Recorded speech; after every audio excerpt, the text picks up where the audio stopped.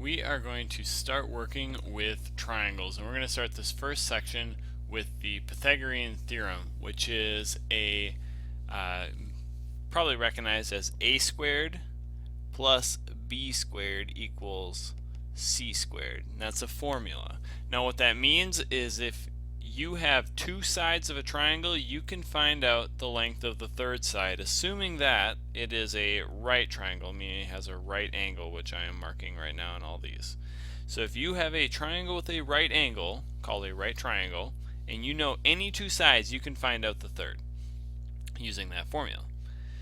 A and B are the two shorter sides, and it doesn't matter which one's which. So if this one you want to call A and this one you want to call B, good for you.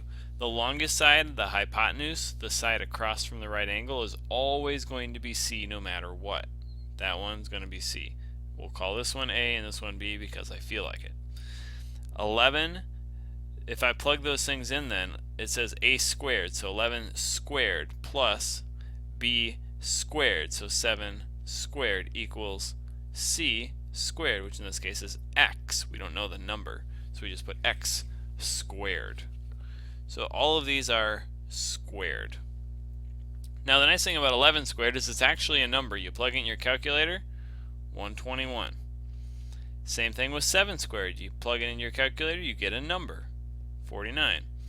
X squared, not so much, so we're just going to write that as x squared. Now 121 plus 49, again, it's actually a number. You plug it in your calculator, 170 is equal to x squared. Now this last step is where we take the square root of 170. There's two approaches to this. One is to get a decimal answer, and the other is to get what's called an exact answer.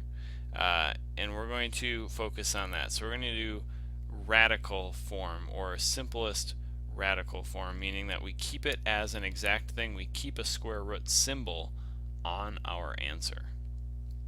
So whenever we have something squared and we want to unsquare it to get x alone, what we're going to do to both sides is take the square root. The square root undoes that square, leaving us with just x over here. So this becomes just x. Square root of x squared, just x. Over here we have square root of 170, which means our answer is square root of 170. Now, if that square root can be simplified, we think from our previous unit, can I simplify that root at all? Then we want to do that. When it's the simplest radical form, it means the simplest, most broken down radical we can come up with. So let's go ahead and try that on the side. 170. Well, I know that it ends in a 0, so it's divisible by 10. And if I divide it by 10, I get 17. Well, 17 doesn't break down. 10 breaks down to 5 and 2. I have no pairs, meaning I have no complete squares that go into 170, which means that this will in fact not break down. This is simplest radical form. The length of this side is square root of 170.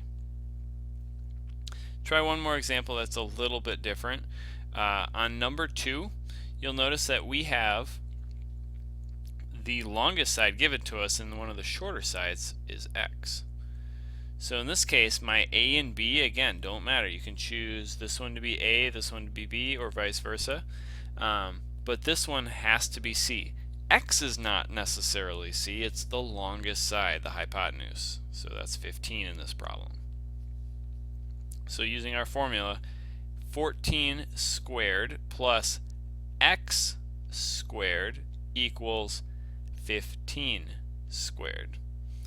And plugging each of these in our calculators to get numbers, we get 196 plus x squared does not simplify, equals 225. If we want to get x alone, x squared alone here, we need to get rid of or undo this 196 that's being added to it. So to undo addition, we add a negative. You could call that subtraction. I don't like to call it subtraction. So plus negative 196. That way when we write it over here on this side, it actually makes sense. So plus a negative 196. Negative 196, 196 add up to 0. It goes away in addition, leaving us just x squared. Over here, when you add these up, you get 29. And just like the last one, we have x squared equals a number. We square root both sides, and now we just have x equals something. So x equals square root of 29. If you were to try to break that down, 29 is actually prime. You can't divide it by anything.